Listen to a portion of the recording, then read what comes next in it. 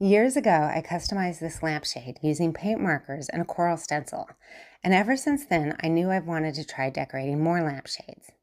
I finally decided it was time. For the first lampshade, I knew I wanted to do a floral design to fit the whimsical garden-inspired look I'm going for in the room.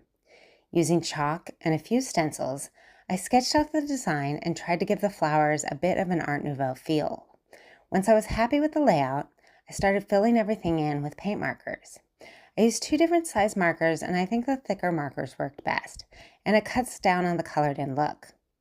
Along with the markers, I added a little bit of extra details as well as some gold craft paint for additional detail and dimension. And I'm really happy with how it turned out, but the only downside is that it looks best with the light off because a few of the chalk lines are still visible if you look closely.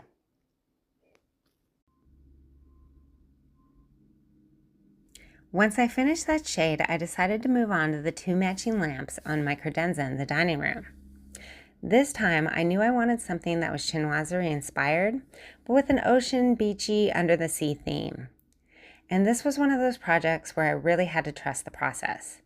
I didn't want to use chalk again because I was worried about seeing the chalk once I had finished, so this time I painted the designs directly onto the lampshades using the stencils. Without the chalk guidelines, I tried to place the designs more intuitively and tried to make the two shades feel coordinated without being identical. At first, I wasn't really sure about them. They looked a little random, and I wasn't convinced they were going to work. But once all the designs were finished, everything really came together.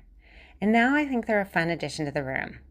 I especially love how they look when the lamps are turned on. The warm, shining light through the shades gives the designs an almost golden yellow glow that feels really cozy. Overall, this was a fun and inexpensive way to customize my space and make these lamps feel completely unique.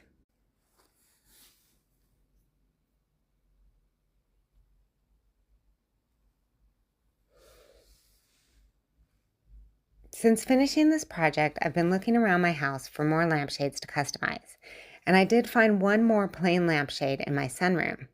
It's a different shape, it's not a drum lamp, but I'm wondering if I should paint it too. And if so, what type of design should I do? Let me know what you think.